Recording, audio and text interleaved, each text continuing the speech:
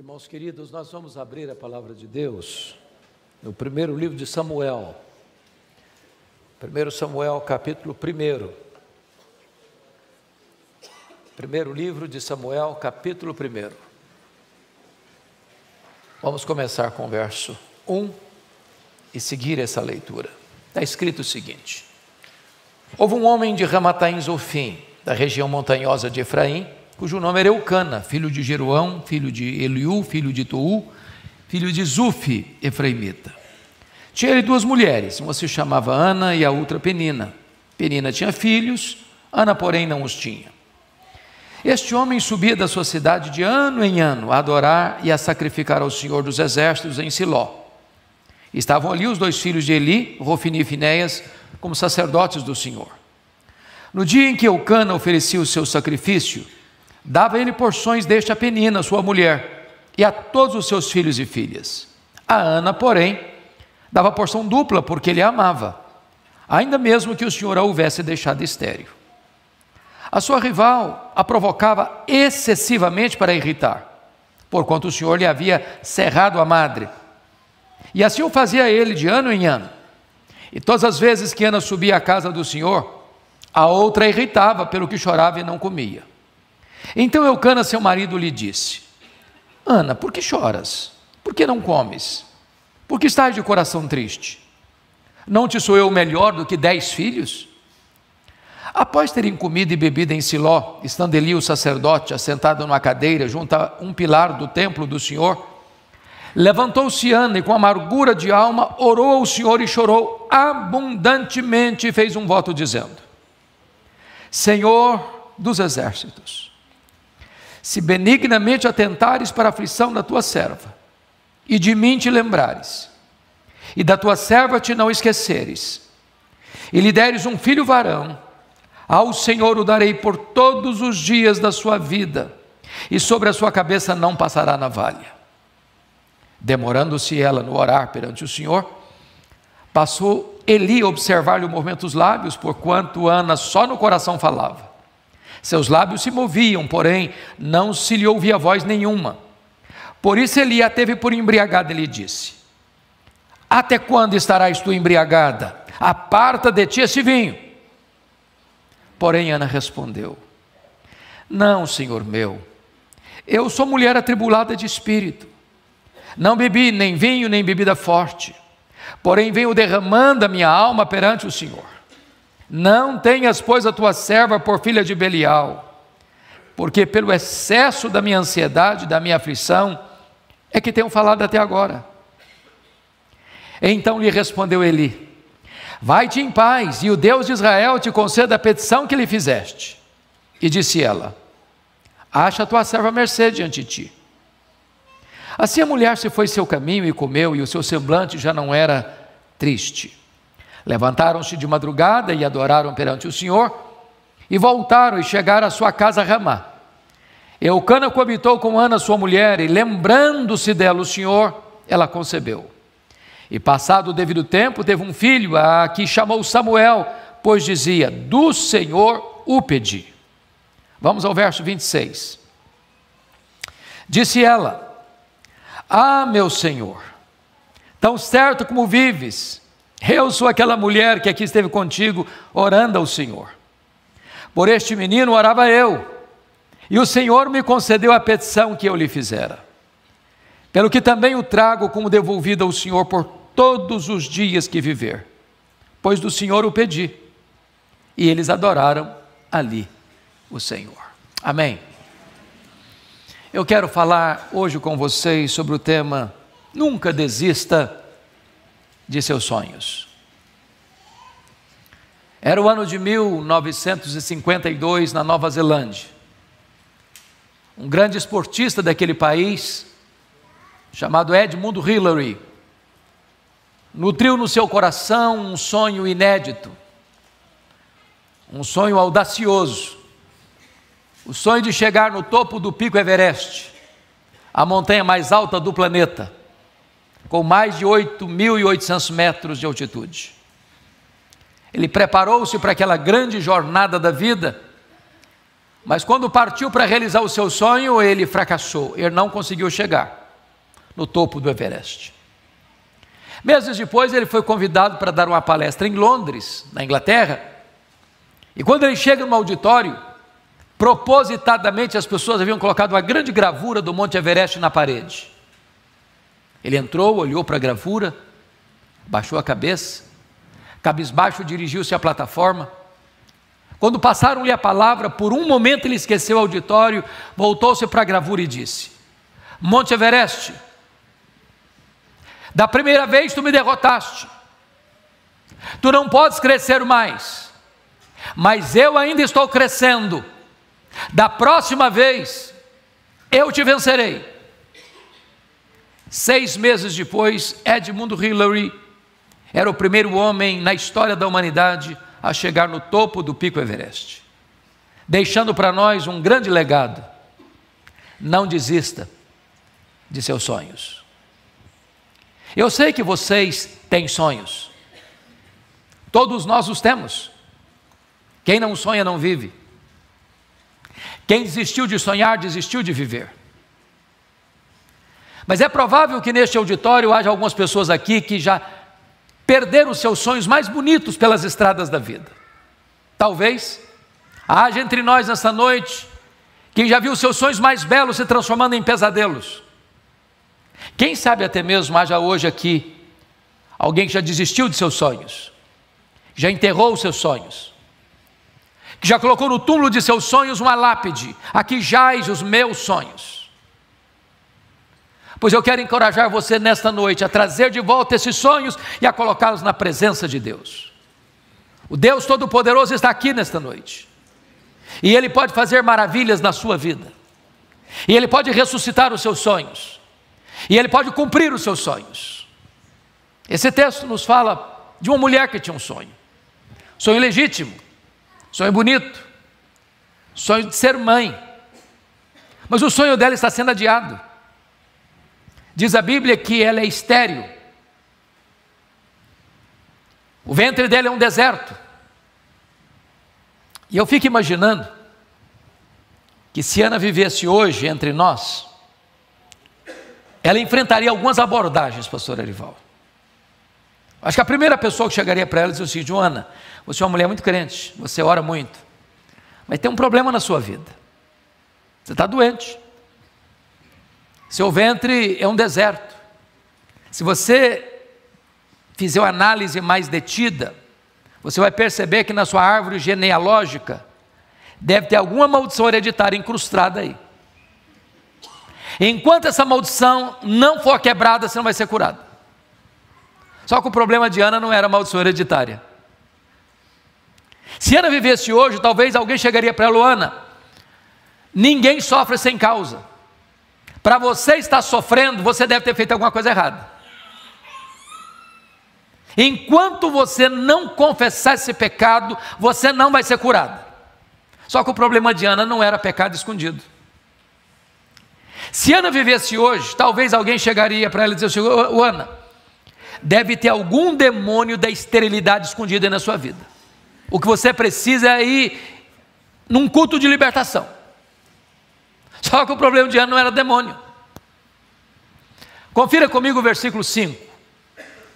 Está escrito aí que o próprio Deus a deixou estéril. Veja o verso 6. Está escrito aí que o próprio Deus cerrou a sua madre. De tal maneira que a doença de Ana não tem a ver com maldição hereditária, não tem a ver com pecado escondido, não tem a ver com demônio. A doença de Ana tem a ver com Deus. Foi Deus quem a deixou estéril. E isso pode dar um nó na nossa cabeça, porque a concepção mais comum é que se tem um problema, se tem uma enfermidade, se tem uma doença, isso não pode ter a ver com Deus. E a grande pergunta é: por que Deus adia então os nossos sonhos? E os nossos sonhos mais legítimos? É sobre isso que eu quero conversar com vocês nesta noite. Porque Deus adiou os sonhos de Ana, sendo esses sonhos lindos, belos, legítimos. Em primeiro lugar, Deus adiou os sonhos de Ana, para ensinar a ela uma verdade bendita e gloriosa. E a verdade é esta: o Deus das bênçãos é melhor do que as bênçãos de Deus. A maior necessidade de Ana não era de um filho. A maior necessidade de Ana não era ser mãe. A maior necessidade de Ana era do próprio Deus. Porque o sonho de Ana foi adiado, Ana começa a buscar a Deus como nunca buscara antes. Ana começa a ter experiências com Deus como nunca tivera antes. Às vezes Deus adia os nossos sonhos para nós entendermos que Deus deve ser o primeiro na nossa vida, no nosso coração, na nossa agenda, na nossa vida. Irmãos, nós estamos vivendo uma geração antropocêntrica. Infelizmente, em muitos redutos, o Evangelho está se deslocando do teocentrismo para o antropocentrismo. Parece-nos que hoje, muito do que se diz por aí, é que a vontade do homem tem que prevalecer no céu, em vez da vontade de Deus ser feita na terra. Passa-se quase a ideia de que Deus é um despachante celestial, que tem que sempre estar atendendo à minha vontade soberana. Mas este não é o Evangelho. O verdadeiro Evangelho é Deus no centro. É a vontade dele sendo feita, é o projeto dele se cumprindo, é a realização do plano dele sendo feito. Então Deus adia os nossos sonhos, para nós entendermos que Ele é o primeiro da nossa vida, e Ele tem que ocupar o primeiro lugar no nosso coração.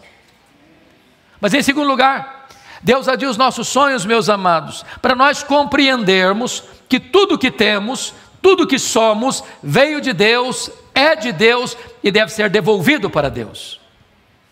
Olha o que Ana disse para Eli: por este menino orava eu, pelo que o trago como devolvido ao Senhor por todos os dias da sua vida. Se Ana não tivesse entendido isso, ela teria feito Samuel um ídolo na sua vida. Se Ana não tivesse entendido isso, a vida dela teria ficado gravitando ao redor de Samuel. Quantas vezes, meus irmãos, nós pedimos algo para Deus, uma bênção para Deus, e Deus dá bênçãos. Ele é abençoador, Ele é galardoador dos que o buscam. Por exemplo, às vezes as pessoas pedem para Deus prosperidade, e a Bíblia diz que a bênção do Senhor enriquece e com ela não tem desgosto. A Bíblia diz que é Deus quem fortalece as nossas mãos para adquirirmos riquezas. A Bíblia diz que riquezas e glórias vêm das mãos de Deus. Aí a pessoa começa a prosperar, aí ela passa a não ter mais tempo para Deus. Ela está ocupada demais cuidando das bênçãos de Deus. Dia de semana não dá para vir na igreja, porque está cuidando das bênçãos que Deus deu. Pensar numa vigília de oração, never, nunca, impossível. Está muito ocupado com tantas coisas para cuidar. E de repente a pessoa transforma a bênção, a dádiva, num ídolo. E a pessoa substitui a dádiva, o doador pela dádiva, o abençoador pela bênção, e transforma a bênção num substituto de Deus. Entenda isso: tudo que você tem, tudo que você é, veio de Deus, é de Deus e deve ser devolvido para Deus. A casa que você mora é de Deus, o carro que você anda é de Deus, o emprego que você tem é de Deus, o salário que você recebe é de Deus, a família que você tem é de Deus, a vida que você tem é de Deus, tudo é de Deus. Então consagre para Deus o melhor daquilo que Deus tem dado para você. Terceiro lugar, sabe por que Deus adia os nossos sonhos? Deus adia os nossos sonhos para nos ensinar que o plano dele, o propósito dele é maior do que os melhores dos nossos sonhos. Qual era o sonho de Ana? Apenas ser mãe e nada mais. Qual era o projeto de Deus para Ana? É que ela fosse mãe do maior profeta, do maior sacerdote, do maior juiz de Israel, do homem que haveria de trazer a nação de volta para a presença de Deus. Às vezes você está pedindo algo para Deus e Deus diz: não vou dar não, meu filho. Você está pedindo pouco demais. Seu pedido é medíocre demais. Eu planejo coisa maior, eu tenho coisa maior e melhor para você.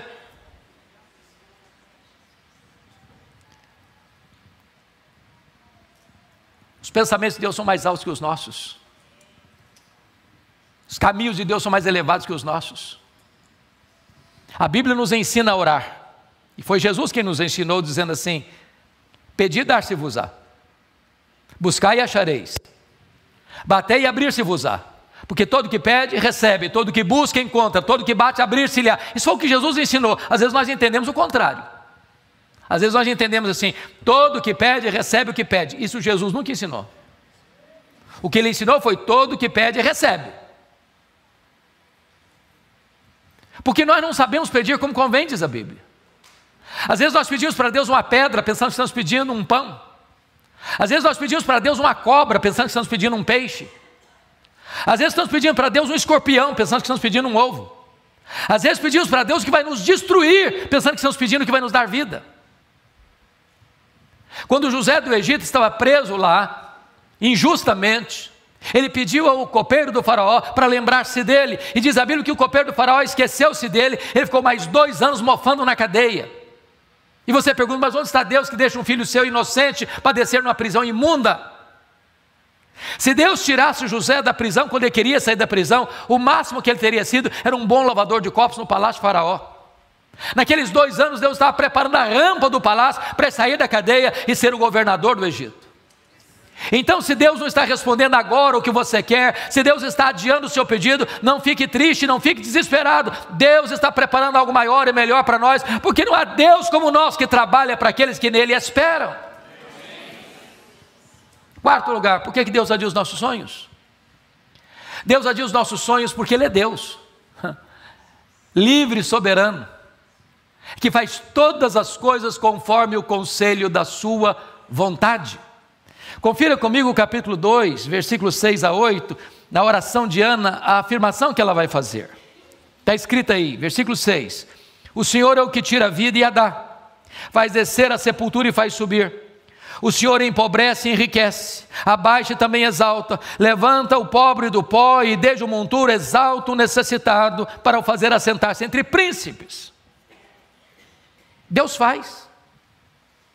E não precisa pedir licença nem para você e nem para mim para fazer. Eu fico impressionado, pastor Ival, que alguns teólogos, do alto da sua sapiência teológica, dizem assim: Deus não faz mais milagres hoje, esse tempo passou. Foi lá para a época dos profetas, dos apóstolos, hoje não tem mais. Eu não encontro isso na Bíblia. O que eu encontro na Bíblia é que o Senhor Jesus é o mesmo ontem, hoje e sempre o mesmo. Ele faz o que quer, quando quer, onde quer, com quem quer, para o louvor da sua glória, e não precisa pedir licença nem para você nem para mim. Ele quem dá vida, Ele quem tira a vida, Ele quem empobrece, Ele quem enriquece, Ele quem exalta, Ele quem rebaixa, Ele quem é Deus, está no trono e nunca será apiado do trono. Ele é Deus. Deus pode fazer o impossível. Eu nunca me esqueço de uma experiência que tive lá em Vitória, pastor Ival. Fui fazer uma visita no hospital militar, e quando eu estou entrando no hospital, eu vejo 3 pessoas da minha cidade do interior, Nova Venécia. Dentre essas pessoas tinha uma moça, de 17 anos na época, que estava numa fase complexa do tratamento de um câncer que havia já se espalhado pelo seu corpo, e lá na cidade não tinha CTI, e ela precisava de um CTI para dar continuidade ao tratamento. E ela chegou naquele hospital e não tinha vaga no CTI. E eu, amigo do diretor do hospital, conversei longamente com ele, e ele me disse: olha, não posso, isso é uma questão, não se negocia, não se tira um enfermo para botar outro. Não posso, hoje eu não posso recebê-la. E eu confesso que eu voltei frustrado para a porta do hospital, e também confesso que eu não sou de fazer isso, e pelo me consta, eu só fiz isso uma única vez na vida, nesse dia. Eu disse: minha filha, aqui não tem jeito, mas nós podemos falar com quem tem jeito, marque, achar uma vaga no CTI. Nós vamos falar com Deus, para Deus fazer um milagre na sua vida. E ali na porta do hospital, eu impus as mãos sobre ela, e orei para que Deus a curasse. Quando eu termino de orar, aproxima-se um rapaz e disse: eu conheço essa menina, e ela tem um primo que é médico na outra cidade do estado, e lá tem CTI. Falei: então vamos ligar para ele.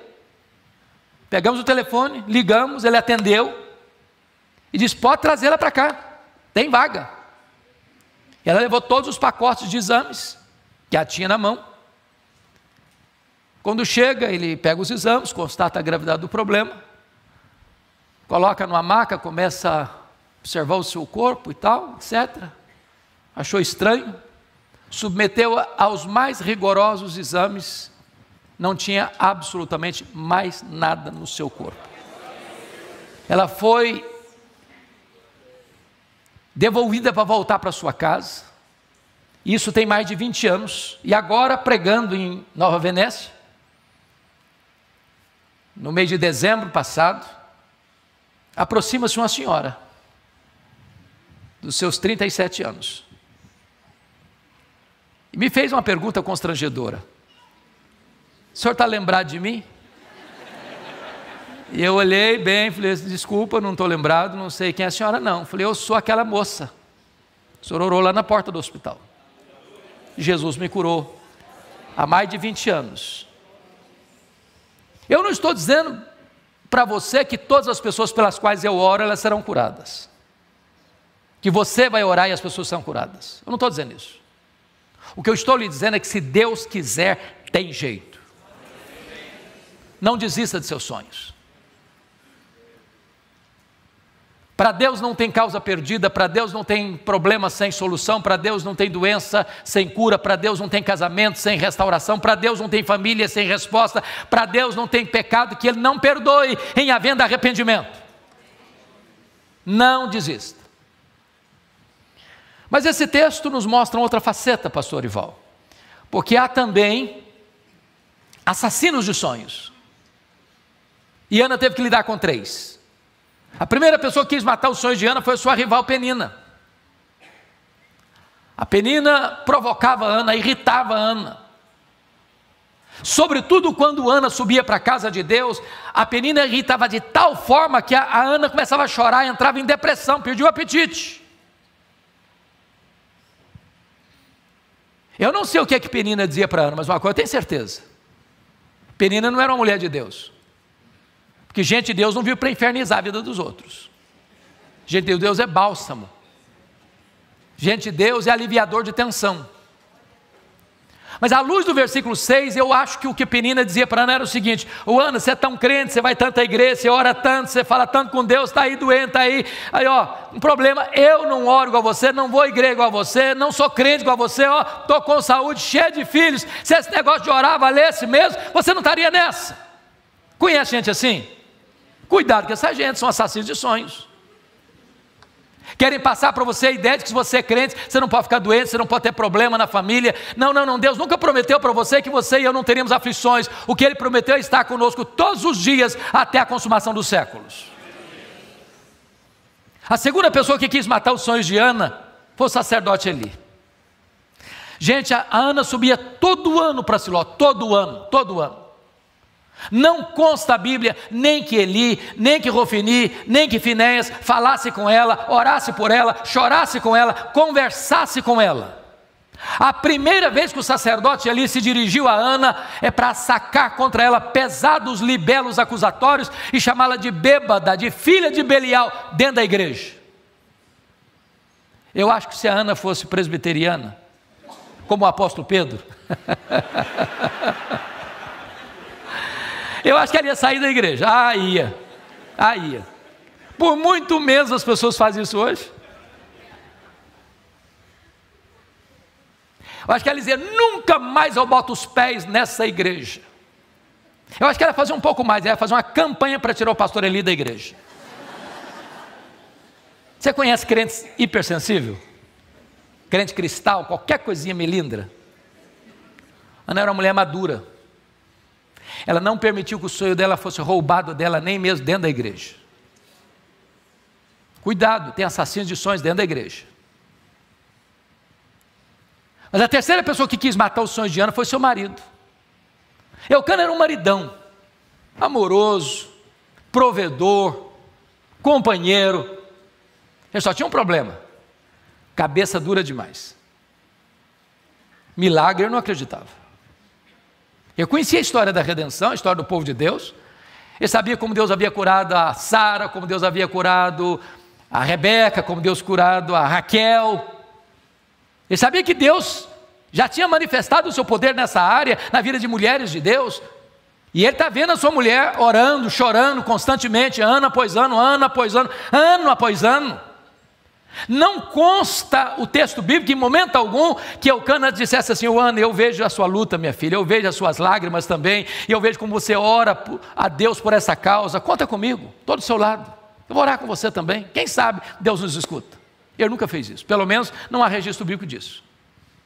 Mas consta no versículo 8, que um dia chamou Ana para uma conversa. Aquela conversa que marido e mulher têm com a porta trancada do quarto. E eu vou parafrasear a conversa, porque eu acho que foi mais ou menos o seguinte: Ana, vem cá, filha, eu preciso bater um papo com você. Ana, não dá, né? Já está ficando uma obsessão, minha filha. Está virando uma doença. Você tem que parar com isso. Chega. Para. Para que você fica insistindo numa causa impossível? Não tem cura, Ana.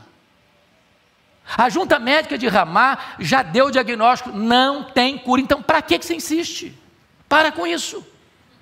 Ô Ana, aliás, deixa eu dizer uma coisa: você não está curtindo nenhum maridão que você tem, filha. Olha aí, eu sou melhor que 10 filhos para você.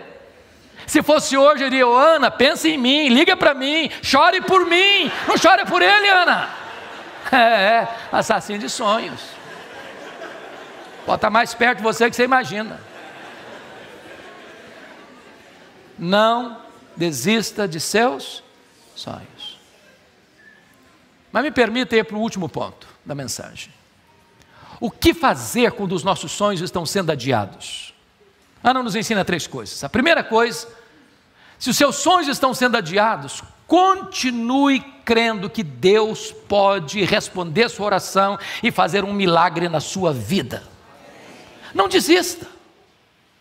Tem gente que desiste cedo demais.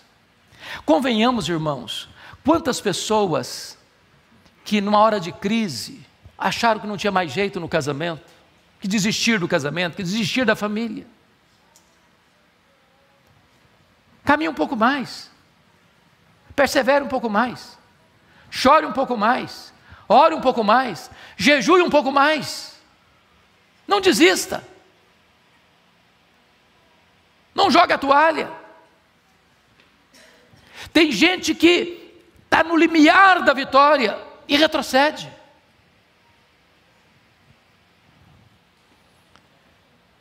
Eu fico observando algumas coisas. Norman Vincent Peale foi um escritor metodista, pastor metodista. E ele escreveu o seu primeiro livro, O Poder do Pensamento Positivo. E vocês bem sabem que qualquer escritor, ao escrever seu primeiro livro, ele enfrenta uma dificuldade de publicar o livro. As editoras ficam com o pé atrás. E às vezes nem consideram o conteúdo. Então, ao escrever o livro, ele procurou editoras, várias editoras, para publicar o seu livro, e todas as editoras que ele procurou bateram a porta na cara dele. E ele ficou muito decepcionado, muito frustrado. Chegou em casa, jogou os rascunhos do livro no lixo e disse: no lixo vão ficar os meus sonhos de ser escritor. Dona Ruth, sua mulher, mais crente e mais otimista do que ele, como via de regra as mulheres são, disse: eu creio nos seus sonhos, vou lutar por eles. Pegou os rascunhos de novo e começou a bater em outras portas, em outras editoras, até que encontrou uma editora que se interessou pelo livro. Resultado: esse livro já vendeu mais de 40 milhões de exemplares. Um dos maiores best-sellers da literatura cristã de todos os tempos. Estavam no lixo. Não desista de seus sonhos. Eu gosto muito de política, sempre gostei desde criança. E é um homem que me impressiona muito na saga da política americana, Franklin Delano Roosevelt. Estudou em Columbia, estudou na Universidade de Harvard, entrou na política, teve vitórias expressivas, mas o sonho dele era ser presidente dos Estados Unidos da América. Com 39 anos de idade, sofreu poliomielite e ficou paraplégico, numa cadeira de rodas. Alguém disse para ele, numa cadeira de rodas: você nunca será presidente dos Estados Unidos da América.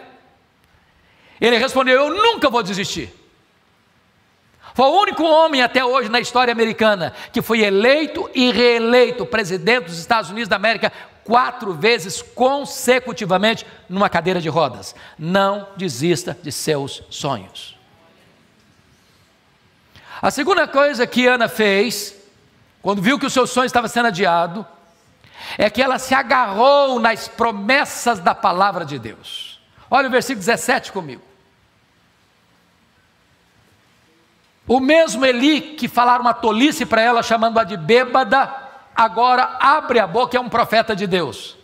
Quando diz para ela assim: vai em paz para a tua casa, e o Deus de Israel te conceda a petição que ele fizeste. Essa palavra é boa, essa palavra é de Deus, essa palavra Ana acolheu no coração, essa palavra trouxe cura e libertação para Ana. Então, notinha de rodapé. Tem muita gente, nós pastores conhecemos isso, mais de perto, que um dia escutou uma palavra atravessada, do pai, da mãe, do namorado, da namorada, do noivo, da noiva, do marido, da esposa, do professor, da professora, do patrão, da patroa, e aquilo entrou com uma flecha cheia de veneno e adoeceu a vida. Se alguém falar uma palavra dessa para você, não hospede no coração não. Mas se alguém lhe falar uma palavra de Deus, receba isso. Vejam vocês que Ana teve 2 curas distintas. Quando ela creu na promessa, diz o texto que ela sai de Siló, o rosto dela brilhava, a tristeza foi embora, a alegria voltou, a confiança voltou, a fé reacendeu no seu coração. Mas diz a Bíblia que ela desce para Ramá, e lá ela deita com o marido, coabita com o marido, e Deus se lembrou dela, e ela concebeu, e deu à luz a um filho, a quem pôs o nome de Samuel. Nas entrelinhas eu fico imaginando a seguinte coisa: ela queria ser mãe. Para ser mãe ela tinha que se relacionar com o marido, e uma mulher que vive o tempo todo num quarto escuro chorando, não fica muito atraente para o marido. E agora eu imagino o semblante renovado, brilho nos olhos, sorriso nos lábios, um brilho na face. E então ela volta, coabita, Deus se lembrou dela, no sentido de agir na vida dela, e o milagre se historificou. Lá em Siló Deus curou a alma dela, lá em Ramá Deus curou o ventre dela. Lá em Siló ela creu, lá em Ramá o milagre aconteceu. Se você crê, você verá a glória de Deus. Mas o último ponto, irmãos, a última coisa que Ana nos ensina quando os nossos sonhos estão sendo adiados, é que se seus sonhos estão sendo adiados, volte às trincheiras da luta. Não entregue os pontos, não jogue a toalha, não desanime, não, continue lutando. Você não administra o tempo, Deus está no controle. Não tem acaso, não tem sorte, não tem azar, não tem determinismo, não tem nada de misticismo, de sincretismo. Não, Deus é soberano, Ele está no controle, Ele ama você, Ele conhece você, Ele sabe a sua necessidade. Então persevere crendo que Deus está no controle, e volte a lutar, volte a sorrir, volte a cantar, volte a crer, volte a esperar um milagre de Deus na sua vida. Eu sempre gostei muito de ler, e é um autor que eu gosto de ler, embora não seja um autor cristão, Og Mandino. Og Mandino era alguém que aos 35 anos de idade estava falido, bêbado, caído numa sarjeta, abandonado pela esposa, pela filha, pensando em suicídio. 10 anos depois, Og Mandino estava no topo da fama mundial, escrevendo livros lidos e traduzidos no mundo inteiro, encorajando as pessoas a viverem com otimismo. E eu fico imaginando se um cara que não é crente consegue viver com otimismo, e você e eu, filhos do Deus vivo, que podemos dizer: este é o dia que o Senhor fez, alegremo-nos e regozijemo-nos nele. Ô, gente, crente tem que ser animado, sabia? Crente crê nas promessas de Deus. Todo dia você devia abrir a janela do seu quarto, ao amanhecer, e dizer: meu Deus, pode ser hoje o grande dia de uma grande vitória. O que é curioso é que Og Mandino, no seu livro autobiográfico, diz o seguinte: você quer começar o seu dia animado?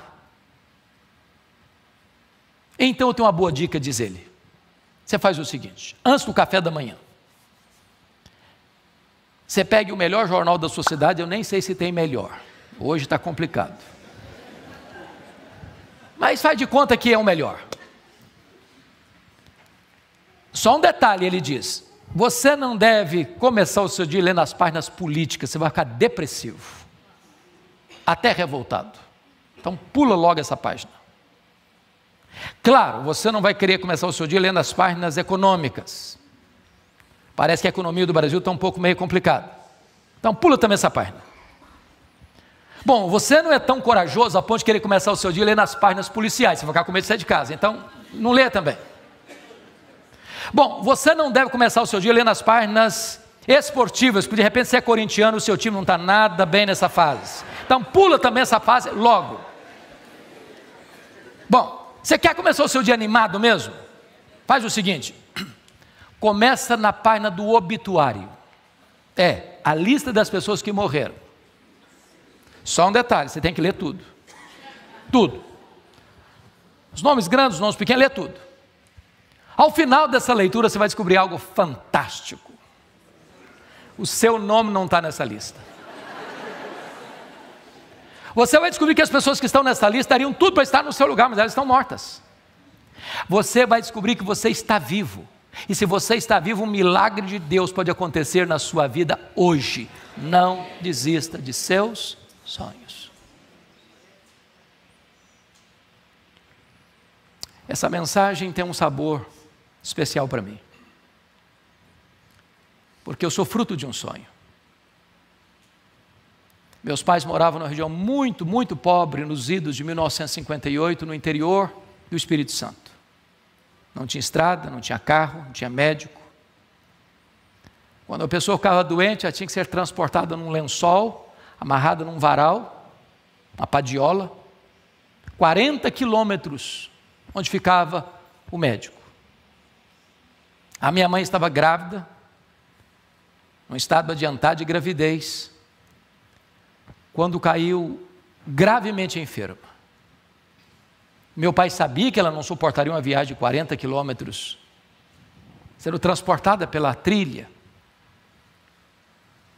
Então ele mandou chamar um médico, ele veio, examinou-a e disse: essa mulher não vai sobreviver.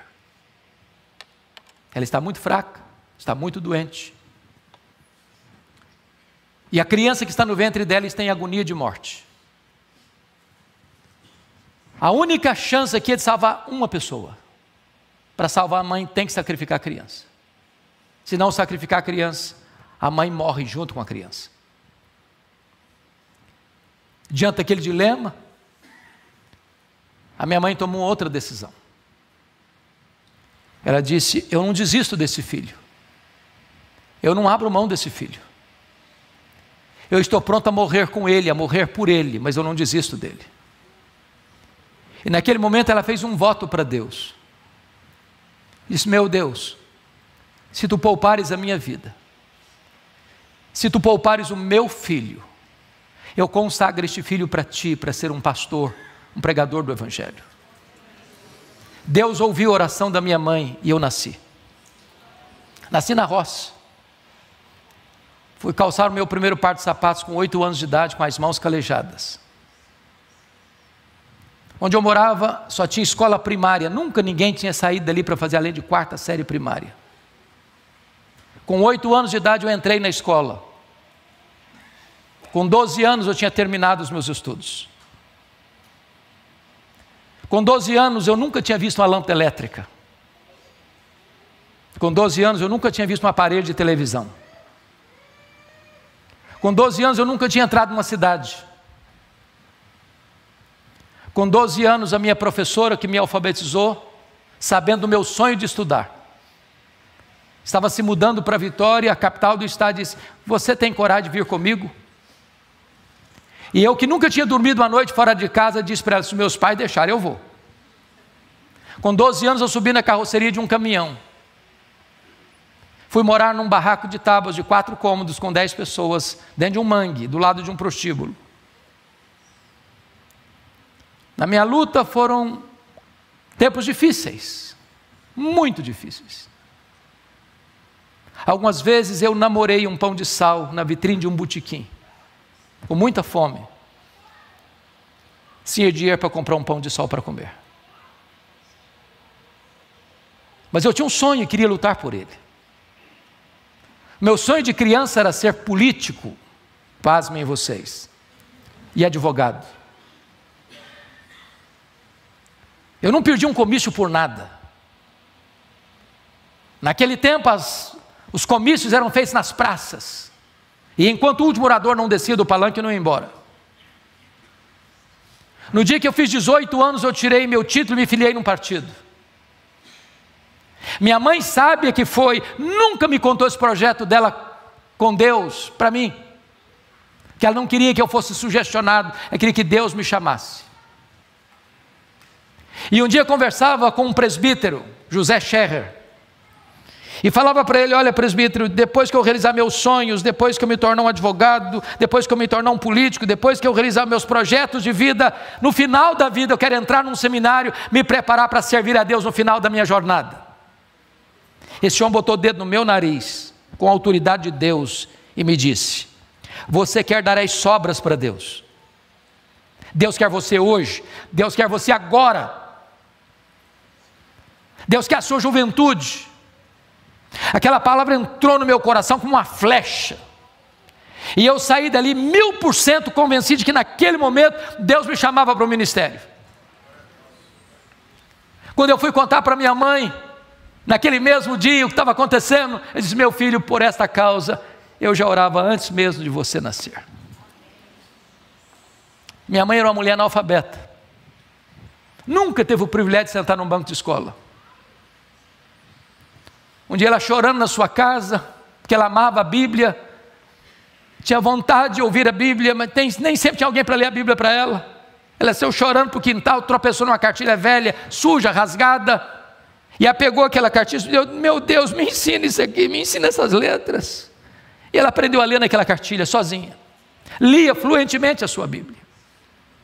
Antes dela partir para o Senhor, ela me chamou à sua casa, me contou toda essa história.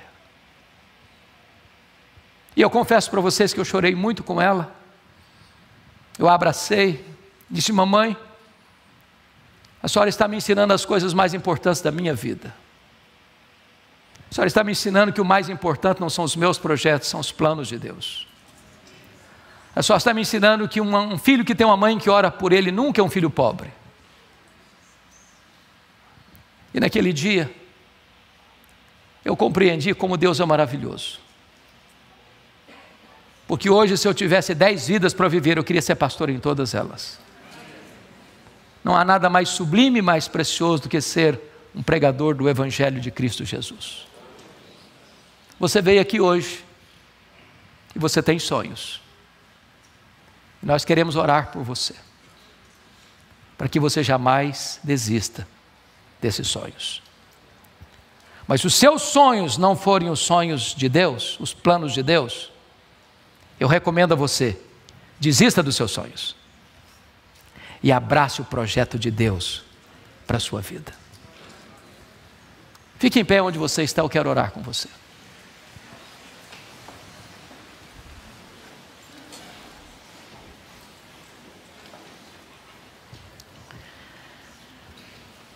Ó Deus, Tu nos trouxeste à Tua casa nesta noite, para sermos consolados e desafiados. E eu te peço agora, Deus, que Tu contemples este povo que está aqui e aqueles que nos acompanham. Se há entre nós uma mulher que anseia ser mãe, que tem lutado por isso, feito longos tratamentos e não tem logrado êxito, Tu és o Deus de Ana, e Tu estás aqui nesta noite. E eu te peço que nesta noite Tu realizes esse milagre para a glória do Teu nome. E que em breve nós possamos ouvir testemunhos daquilo que Tu estás fazendo nesta noite, na vida de muitas mulheres aqui presentes e que nos acompanham. Se alguém enfermo, Senhor, pedimos-Te que Tu cures, para o louvor da Tua glória. Se alguém aqui que estava pensando em desistir da vida, que Tu reanimes este coração. Se tem alguém aqui, meu Deus, estava pensando em se separar, em se divorciar, em abandonar a família, restaura o amor, restaura o companheirismo, conceda perdão, reconciliação e restauração em nome de Jesus. Se alguém está aqui, meu Deus, está afastado do Evangelho, ó Deus, distante da casa do Pai, ó Senhor, que essa seja uma noite de reconciliação e de volta para a casa do Pai. Oh meu Deus, manifesta o Teu poder nessa noite, traz, Senhor, resposta ao clamor do Teu povo.